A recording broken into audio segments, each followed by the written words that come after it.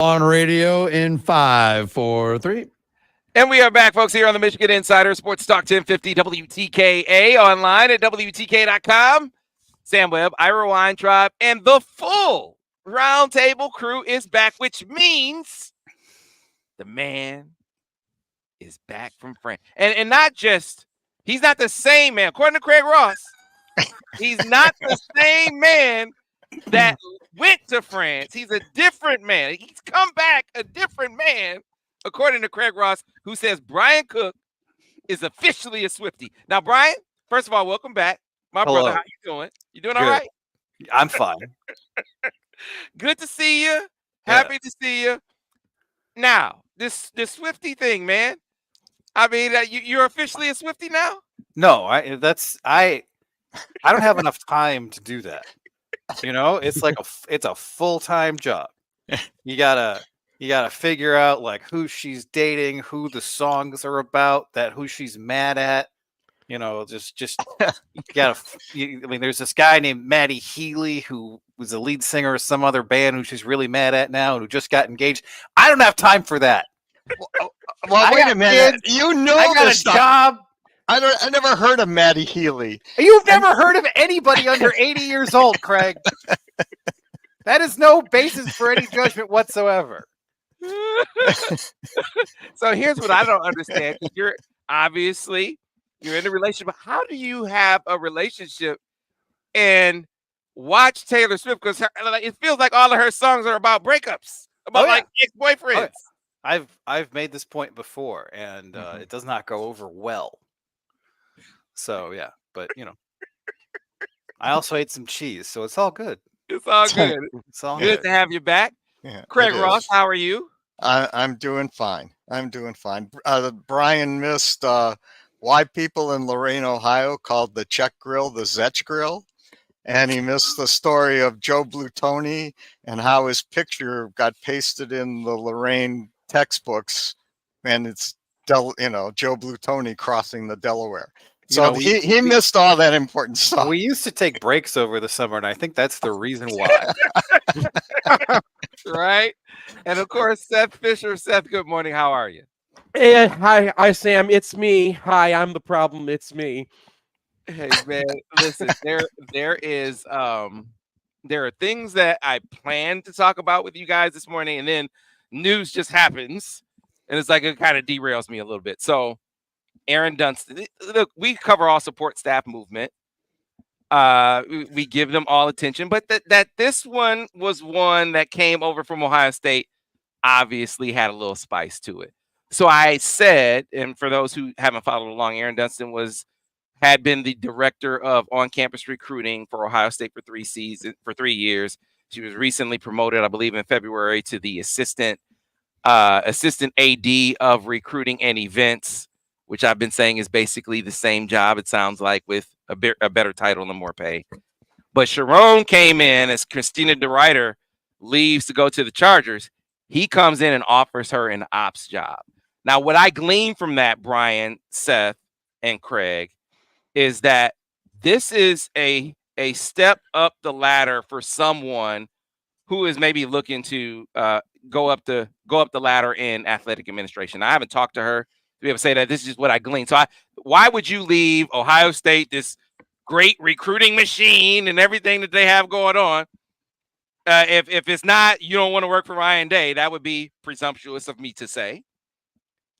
Then you could say career path wise, this was a step up, right? So you could see why she would do it. But I said, I bet you he was ticked off. And after I got done talking yesterday, Brian, I took a bunch of calls and said, no, you're understating what happened. He cussed her out and had her escorted from the building.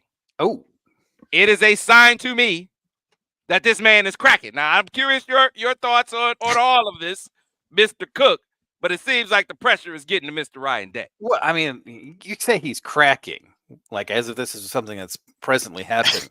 We have to remember that it was almost a year ago when he cussed out an 85-year-old man on national television.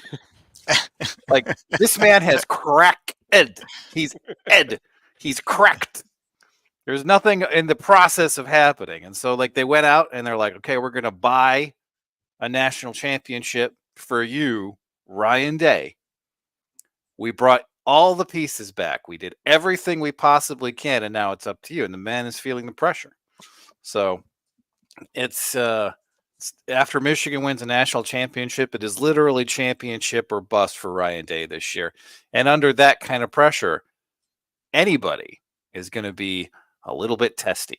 Now, let's see if they figure out how to run the ball, right? Because they've had a procession of NFL quarterbacks, and it didn't really work out that way with Kyle McCord last year.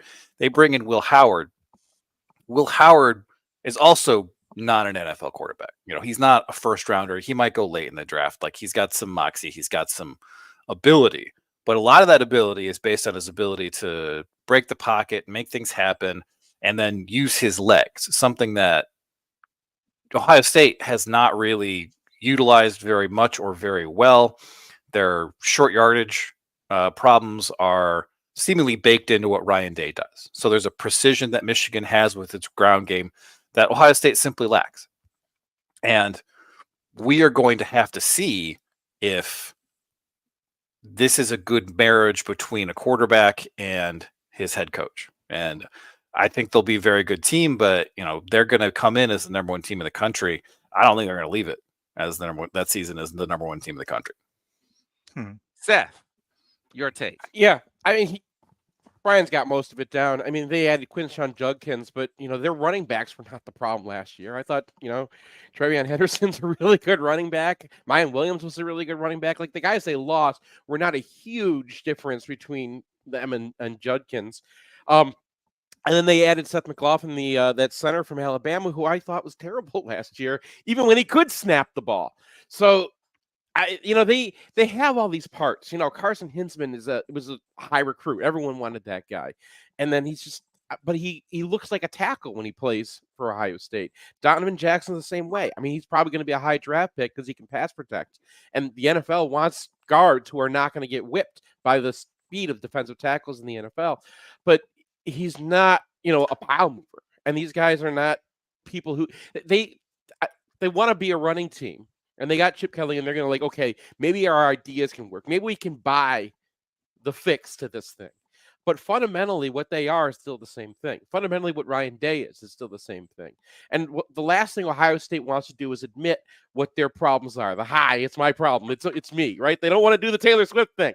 They don't want to say, look, here, they don't want to, and they haven't really been forced to yet. Every single time they get to the end of the season, they're great until they lose to Michigan, and then they have an excuse for it.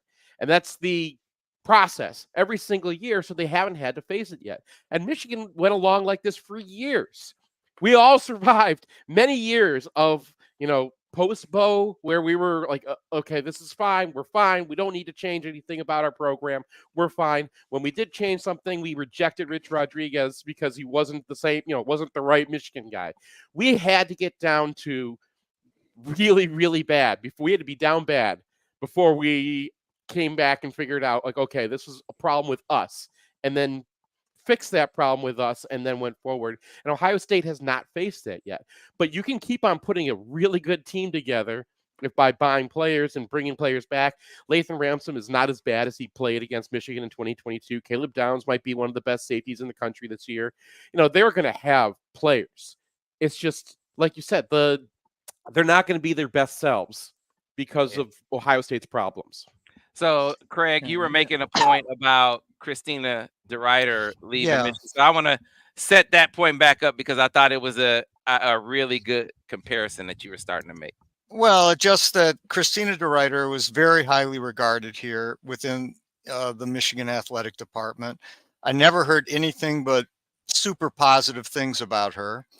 And recently, in the last few weeks, she left to take a job with the Chargers.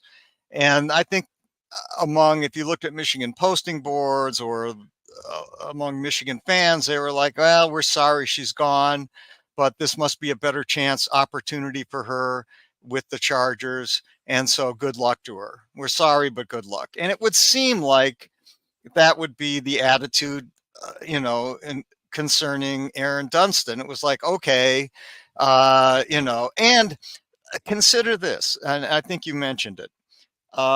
Aaron Dunstan's sister played basketball at Michigan and is currently a coach on the Michigan staff.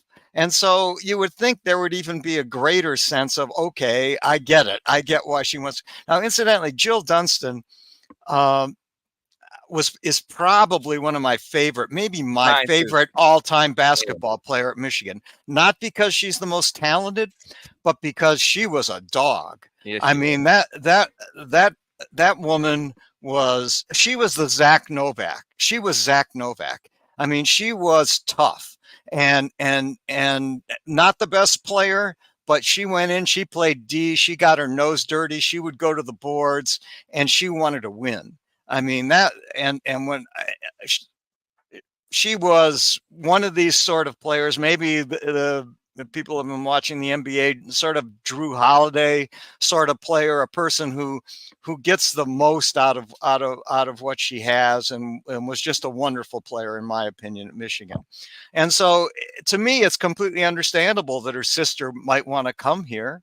And aside from other things that I won't get into, like where would you rather live? And and aside from the fact that it seems like she's on a track to be an actual athletic director here at Michigan. I mean, I assume she's working either with or for or side by side with Scott Goldschmidt, who is on a director of operations and presumably is on an athletic director's track. And I think that's the same deal probably for Aaron Dunstan. And so it's hard for me to understand why people would be mad about that. You know, and you know, they might be unhappy because she's a person they liked, like DeRuyter was a person we liked, but you're not mad about it. You're, you know, just saying, okay.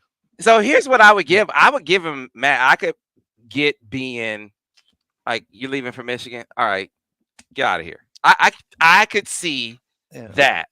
But the level of how terse he was, from what I was told, with her, I was like, man, that's just another example of you being soft, Ryan Day. When people talk about Ohio State being soft, I don't think they're talking about the players. They're talking about Ryan Day. Because I would be surprised if he came with that same energy with Tony Alford. I'm not saying that he didn't have any crosswords, but do you think he cussed Tony Alford up and down like he apparently did with Aaron Dunstan? No, I don't think so. I doubt if they walked Tony Alford out of the building. I mean, I will take exception to the fact that we're not calling Ohio State players soft. That offensive line is soft. This is 3 straight years they can't get a 3rd and short to save their lives. That's soft. Period. Well, you know, maybe you should be on the Feinbaum show. What? Like that's a fact. It's the 3 straight years they're like 100. No, I agree. I hear what you're saying. Like what else can we possibly call soft if we cannot call the Ohio State offensive line soft? Well, here's and they brought in the guy who can't even snap to be their center. So I'm third and short side, and far be it for me to give them advice. I'm not looking to give them advice, but I remember in 22 they start out the game and they're running the football. They're running it effectively, right? And then all of a sudden, they go on this divergent path. I personally believe they probably got a script from Urban Meyer to start that game, but totally abandoned what was effective. When I look at last year, yeah, you got Marvin Harrison out there. He's pretty good, but I remember a drive that looked awfully Michigan-like, where it's like, hey, where they was like 7 runs, like they did it one drive. So it seems like if you played it at a little bit, and this is how I would feel if I was Tony Alford, like, man, when we commit to running the football, or if we commit to actually running the football, we could probably do it. But somebody is making a decision that they don't want to play like that. They don't want to win like that. I think that's a Ryan Day thing. I mean, I remember breaking down that drive and thinking that was not sustainable. You know, I don't want to get into like ref stuff and whatnot, but like there were opportunities for Michigan to stop that drive numerous times, and you know, holds happen and whatnot. It's just the the order that things happened created an opportunity for them to get like 8 runs in a row and get that drive moving. If they tried to keep doing that, they would have even gotten called for something. They would have gotten stopped in the backfield because Grant was breaking through. It was I would not say that they had a sustainable running game last year. You have to build that. And that takes a very long time to build. It took Michigan a very long time to build, right? We didn't have a really, Harbaugh had all sorts of cool tricks in 2015 and 2016. Well, what we had a lot of punts back then too. We just did not have that stable game. And that's, maybe they're going to have it. Will Howard can run the ball. And Chip Kelly knows what he's doing, and they're going to put guys in positions. And he's a big guy. Will Howard's not just like, some scrawny dude who can get taken down. It takes a couple guys to get him down. So, yeah, I mean, they could run the ball with the players they have and with the coaches they have. It's the whole Ryan Day is just he was not brought in to be this, right? He was a smart guy. He knew some offense. He knew how to beat Don Brown. And that was a fantastic hire for what he was. But now he's supposed to be Urban Meyer, and he's not that. And if he's cracking under the pressure, I would too. I don't really feel bad for the guy. Hell, yeah. Hell no. Yeah, but this is supposed to be, according to them, one of those inconsequential moves. Ohio State recruiting. Let me be clear. Look, Ohio State recruiting isn't going to suffer. They're going to still recruit like top 3, one of the best classes in the country, which is why this reaction is even more conspicuous. Like, you're replacing a staffer. You can replace staffers at any school, certainly at Ohio State, right? You're still going to recruit, but this just put them through the roof because it's Michigan. So, look, as support staff goes, this is another sign to bring it back to Michigan that Jerome was going to revamp the support staff as a whole. We have to wait to see what that equates to as far as success for the program, but he is clearly executing a plan here that is not just a reorganization, but it's a bolstering of manpower. I think he originally was going to have student recruiting assistants for every coach. He scrapped that and hired full-time recruiting assistants for every coach to go along with the assistant recruiting directors under his new director of recruiting. So we'll see what this manpower equates to. Can I ask you a question on this, Sam? I mean, they've got McGee as the general manager. Is that what they're calling him of football? And then they've got director of operations, I assume, who report to McGee. Then they've got Sam Popper, who is the recruiting guy who reports to McGee.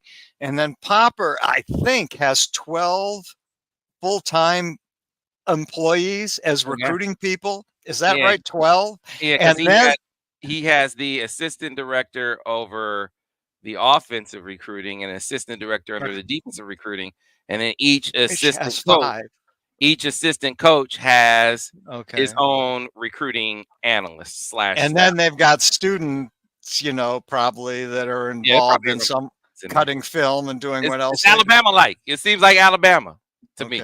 It's a lot, and but meanwhile, as you say, Ohio State right now, I think still has going for 2025, the #1 recruiting class in the country. My guess is they'll finish in the top 3. Michigan has got 6 guys now, but we'll do fine, in my opinion. And yeah, I think they will. I think they have some good news coming. Yeah. Check my phone. Check my phone this morning. Yeah, I mean, you know more than I do about recruiting, obviously, but they had to have so many different guys coming in and out. Like the defensive staff is completely new. They've had to rebuild relationships from the ground up. So I'm not expecting Michigan to have a full recruiting class at this point of the season like they did last year. I think by mid-June last year, they had most of the guys that are, in the 2024 class. That's right. You have to get used to that. Look how many guys they lost. I get that. I wonder where your dauber is on this, Brian, too. I mean, there's the expectation that you're coming off a national championship recruiting is just going to be rolling. There are extenuating circumstances, but the fan sentiment at this point, do you think it's well placed? Some are in panic. Well, like this is a sign that Michigan's never going to be able to recruit at a high level, or do you think that sentiment is premature? Well, I mean, you had a very extended will he or won't he deal with Jim Harbaugh leaving for the Chargers, right? And these days, a recruitment starts in 3 years ahead of when a kid is going to commit. So for the past 3 years, we've had will he or won't he from Jim Harbaugh, and so that's kind of, I think, filtered down through everybody's ability to reel in kids because there's been this uncertainty. And so I think that still lingers. And as long as that lingers, then there's going to be Michigan's not going to recruit like you would maybe expect a national championship contender to recruit. Now, the good news is that Sherrod Moore is in. It looks like he's built a very professional, very organized recruiting department, but the proceeds of that aren't going to be happening immediately. So I think people just need to be patient and kind of accept that this class is going to be something of a transition class, not as much as a class where you get a firing, but it is going to be something where Michigan is going to be working from behind on a lot of the really top guys. So this class, you want to fill it out with guys in that 100 to 400 to 500 range, just a solid base, and then try to work up from there. And then the other major factor is that by 2025, teams are going to be revenue sharing with players, right? And so all this Sturm und Drang about the NIL not being sufficient, and I think you got to look at the basketball program and say that the NIL is probably sufficient. May not be Alabama level, may not be Ohio State level, but they're not playing from behind against. They're not like Wisconsin basketball, which is just going to get crushed from here until revenue sharing. Yeah, it's deeply unfortunate. But once that revenue sharing comes in, the relative efficacy of everybody's recruiting collectives, NIL collectives, goes down. It's not that important when there's $22 million that is being distributed to student athletes. So I think we're at a point here where you could fairly describe it as a lull, but I don't think that's baked in for the long term. Yeah, I think I think they'll be getting some top 100 guys. I think they'll get some of those. I mean, the algorithm among Michigan fans seems to be, hey, this is a great school, one of the great universities in the world, a great city to live in. We've got the country's largest stadium. They fill it up every week. We're more wins than any other school. We're 45-3 over the last few years, and that includes one fake loss. We are the Big Ten champions 3 years in a row. We just come up a national championship, and we're getting slaughtered in recruiting by Ohio State. Mm-hmm. I mean, I think that's the algorithm. Now, I think Brian's right. I think you got to, the transitions made this, I think, a bit inevitable. I also think Sam's right that they're going to end up with a good class. Michigan's going to end up with a top 10 or 15 class, worst case. And the truth is they've done fine with top 10 or 15 classes. After all, Mason Graham and Kenneth Grant will be first-round picks next year. We're both, well outside of the top 100. And in fact, they were in the 300 to 500 range, if I recall correctly. So, the more important thing is having an organized system, figuring out who fits into your system, and figuring out, who you can win with, develop them, coach them. You'll be fine. And so I don't think Michigan fans should panic just because, as of last week, Michigan was sitting at number 50, I think. One, and Ohio State was sitting at number 1.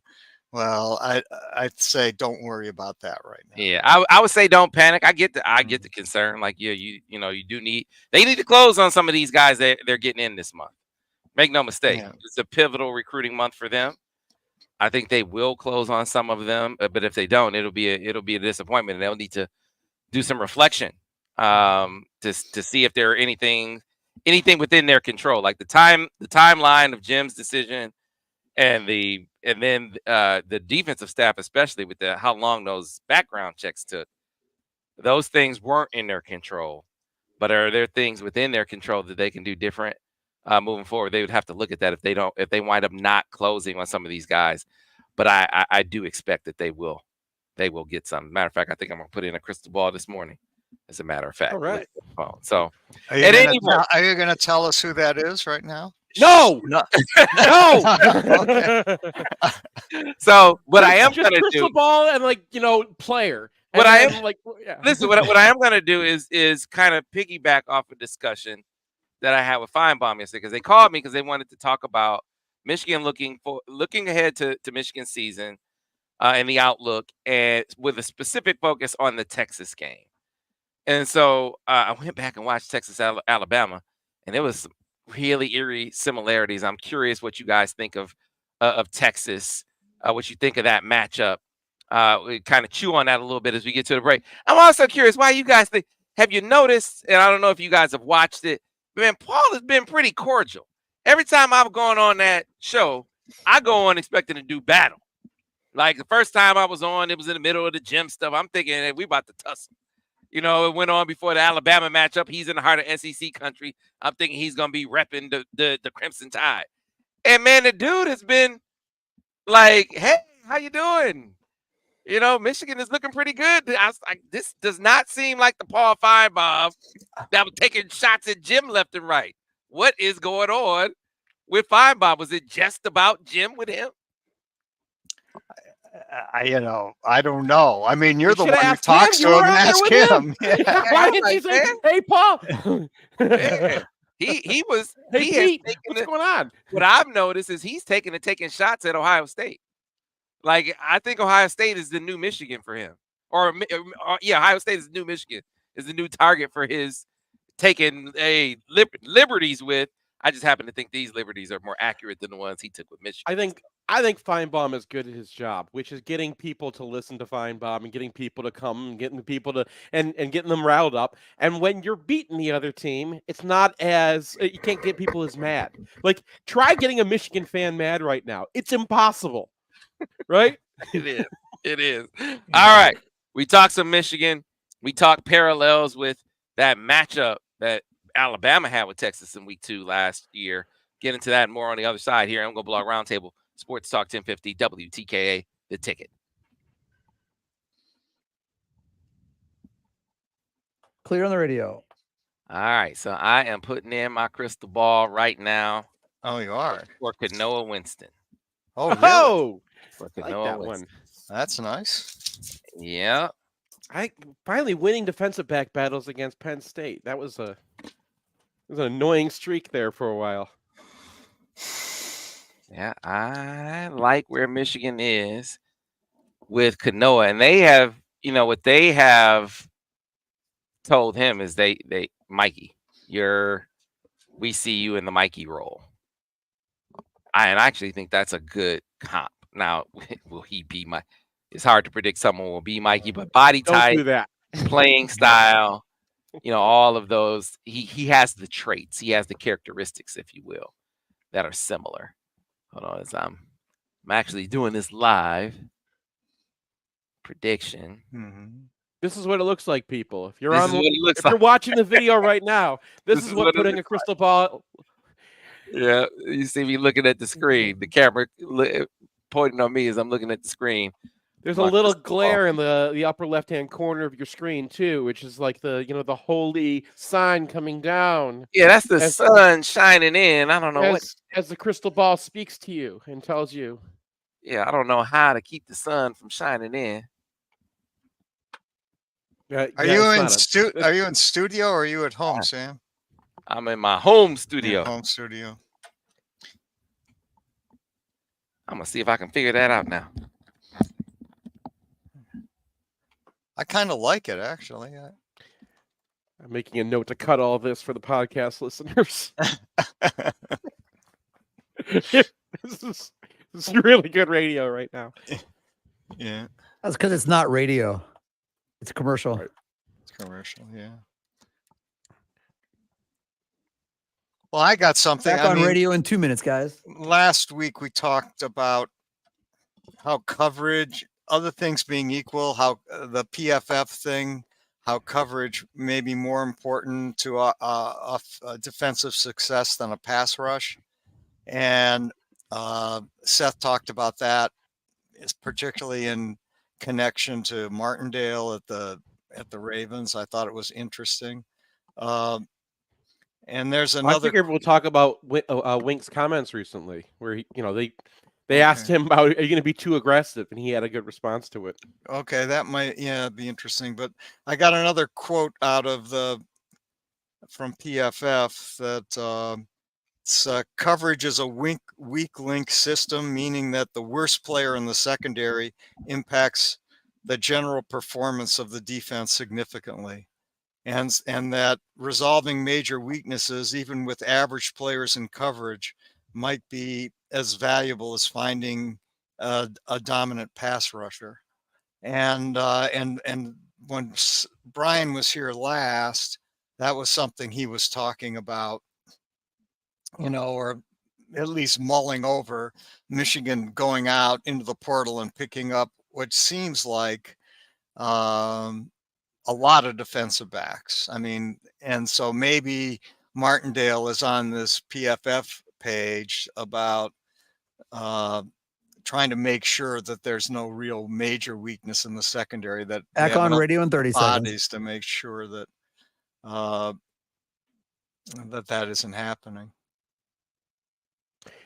When you talk about pass rush, you're turning Yeah. the same dial. The NFL's Yeah. game right now is so based on quarterback and the passing game is so complex, and that's where offenses put their money. So where do you have to put your money? You have to put towards defensively. You have to focus on that. It's a reaction, not a. Stand by, guys. Coming back on radio in fundamental about 10 football game. seconds. Yeah.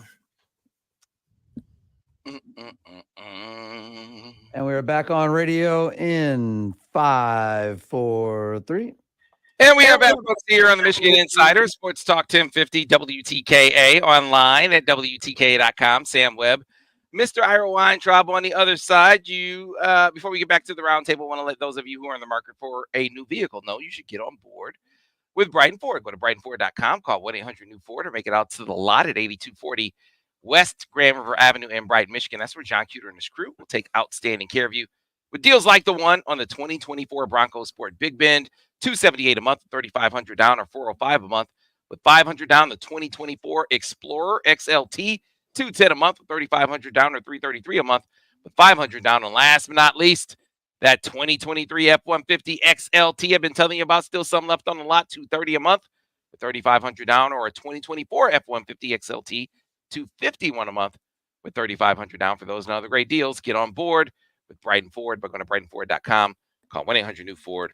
Make it out to the lot at 8240 West Grand River Avenue in Brighton, Michigan. So, fellas, the reason to be on the Fine Bomb Show yesterday was look ahead to Michigan season, specific focus on Texas. He had Texas guy on before me. And so I got to looking at that at Texas last season, and specifically that Texas-Alabama game. It's like, man, there are a lot of similarities. Week 2, Texas is at Alabama. You're facing the guy that Alex Orji was compared to, or is being compared to, if Alex Orji becomes the guy. You got a defense that's pretty loaded, and the defense was doing a good job of holding that Texas offense relatively at bay until things kind of got blown open later in the game because of turnovers. And this is where we hope the path diverges. As I said earlier, Brian, they were not able to grow Jalen Milroe up fast enough to be ready for that moment. Now, I don't know if Alex Orji is going to be the guy, but I kind of see that as being the biggest question heading into that game. I don't know how much you've looked at Texas, but what do you think? I mean, I haven't looked at Texas very much, but they lost the 2 big defensive tackles, and so I think that Michigan's approach in this game is just going to be like, see what we can do on the ground, play defense, try to win 17-13. And that's not you can see that working, right? Because Michigan is going to bring back what might be the best defensive line in the country. They've got a couple of really excellent linebackers. They have pieces in the secondary. Like, this is a situation where Texas lost Xavier Worthy. They lost Adonai Mitchell. So Quinn Ewers is going to have to find some new targets. It's going to be early in the year for both teams. So it kind of feels like, Michigan wants to make this a slugfest. And so what they're going to do first is they're going to play some Lloyd Carr football. And, that might make sense in this context. Yeah, the thing I'm worried about with Texas is, we're breaking in a new defensive backfield. We don't have Samer still back there. We don't have Rod Moore back there. We can't be as smart as we can in the secondary. And they picked up some weapons for Ewers. They got Matt Golden out of Houston. They picked up Isaiah Bond out of Alabama. And they have a really good offensive line who all returned. I think they're just right tackle is the only guy they had to replace. So, Michigan is going to win with a defensive line, and that's where the battle is going to take place. Can they hold off our defensive line long enough? They just need to break through a couple times. So I think that game's going to come down to whether Texas is going to be able to have any big plays, especially big plays early, because Michigan, they get ahead, that defense is rolling, they get a few sacks on Quinn Ewers, at Michigan Stadium, it's going to be as rocking as it's ever been. And that the pressure is just going to mount as that game goes along. So I just don't want Texas to blow us out early and get those athletes in space, because I'm not sure how our secondary is going to fit together quite yet. Yeah, to me, that game and to a large extent the season is most dependent upon how Michigan's offensive line evolves. I'm less concerned about quarterback than I am offensive line. If Michigan can run the ball, if their offensive line is, in the ballpark of what it's been the last few years, then I feel like they'll figure it out at quarterback. I think the quarterback situation will work its way through. Whether it'll work its way through by the Texas game or not, I don't know. But I think the defense is going to be excellent. I'm not too worried about the corner opposite Will Johnson. I think they've got enough potential there, so they'll be at least average or better at that other corner, and I think that's going to be enough. I think the linebackers are going to be excellent. I think Barsham is going to fit right in and be terrific, and so I'm not worried there. But the offensive line does worry me.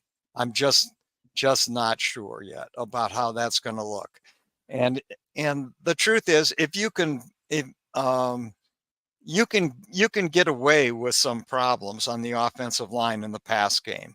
You can work around some pass block issues on the offensive line if your quarterback is good enough.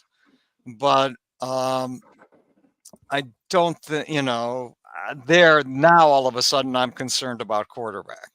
But if your offensive line is good enough, you can run the ball well. Your quarterback play doesn't have to be what JJ was last year. Well, we're worried about right tackle. You know who their end is going to be going against that guy? It's Ethan Burke. You remember him committed to Michigan? Yeah. He's coming along. So they're going to have some players. And their other end is Brendan Sorrell. They have some players up on that front too. Yeah. So the defensive tackles are not what I think they expected to be able to replace what they lost at defensive tackle. And then everyone was looking for DTs in the portal. They couldn't, put together enough money to get Mason Graham or something like that to come there. And that's going to be very different, because that was so much of their defense last year was based on those two guys. Yeah, it's a great point, and you wonder if they will be as stout, because I remember talking to Vance about the Texas-Washington game last year in the national championship preview, and he said, "Listen, their vulnerability is clear. Is teams that can attack their secondary." This was last year. I don't know if the same will be the case this year. But he said they are so basic in the secondary. He said they're going to play quarters outside leverage. They're going to play man. You got receivers that, double posts and fades that, with some speed or some, can track the ball downfield. The quarterback can get it to them. You were going to pick them apart. And so Washington picked them apart. Oklahoma picked them apart. He said, now if you run at them against those big DTs, That's what they want you to do. Now, is that going to be the case this year? And then on the flip side of it, he said what they want you to do is they want you to come after him. They want you to come after him, man your corners up on the outside and get into a track meet.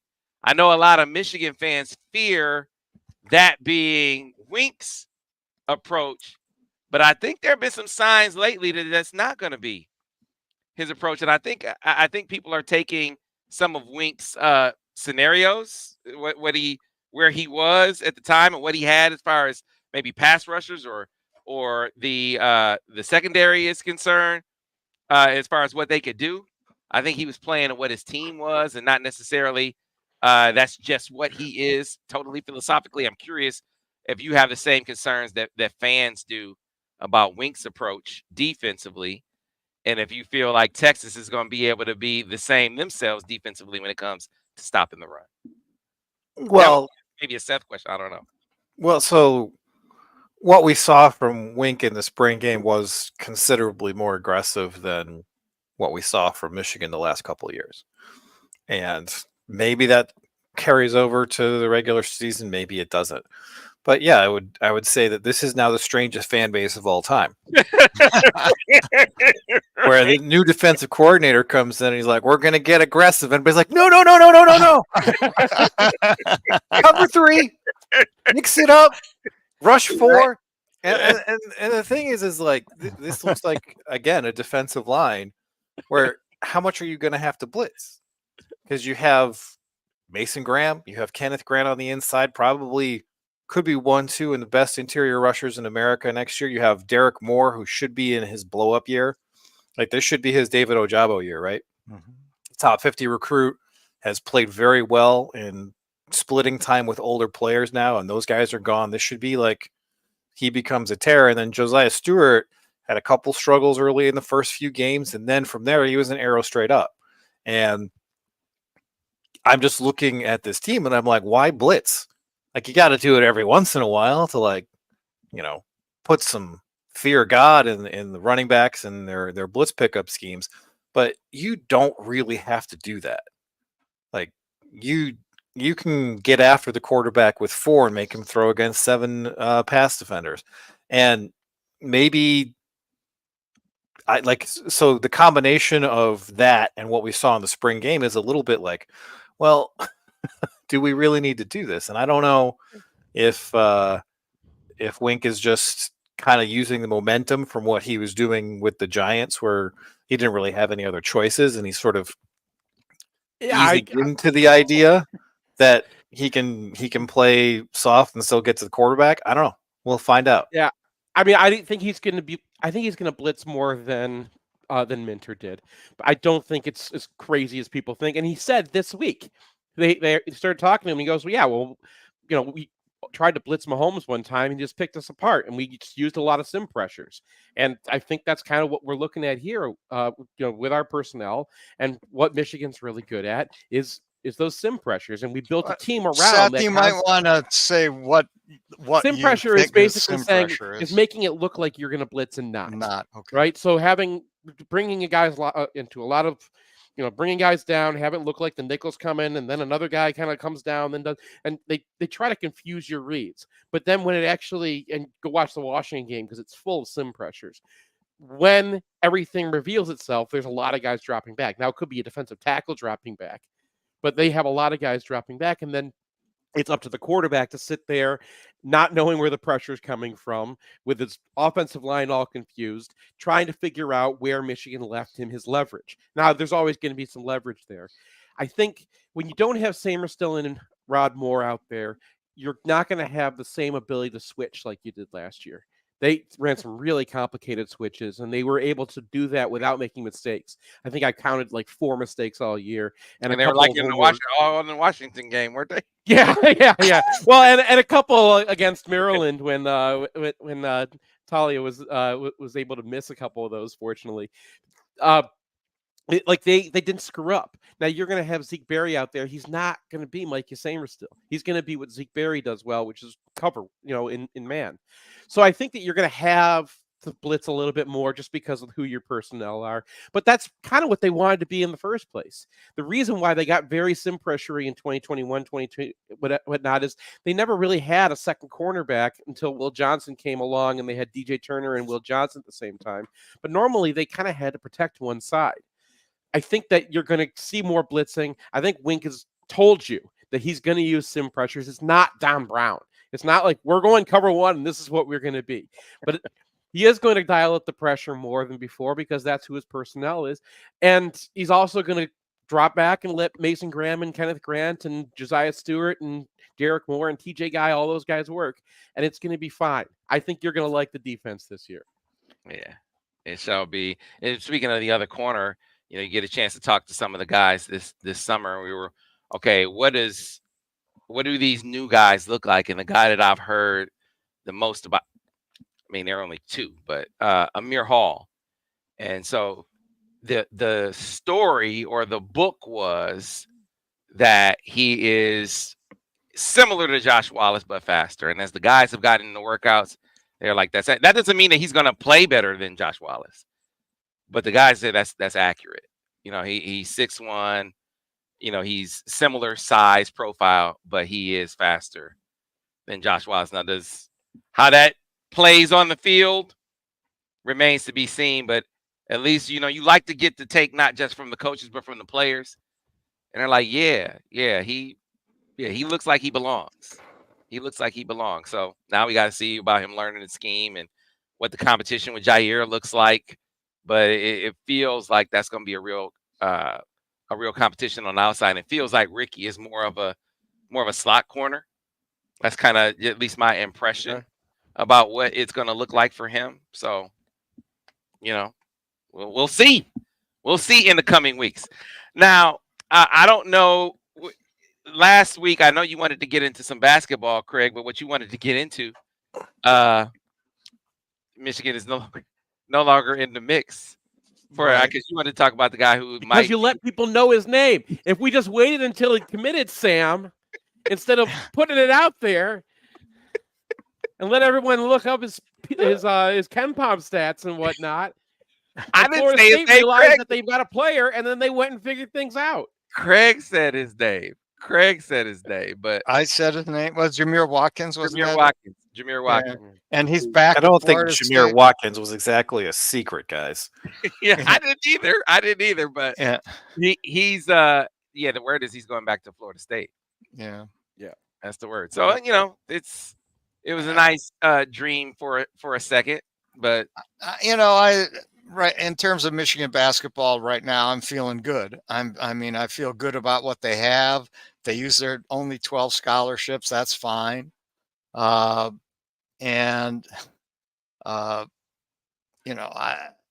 think Michigan is sitting in a really good spot right now with good players. It's just a question, and this is true with every single basketball team, just about ever, is how do they fit together? What's the synergy?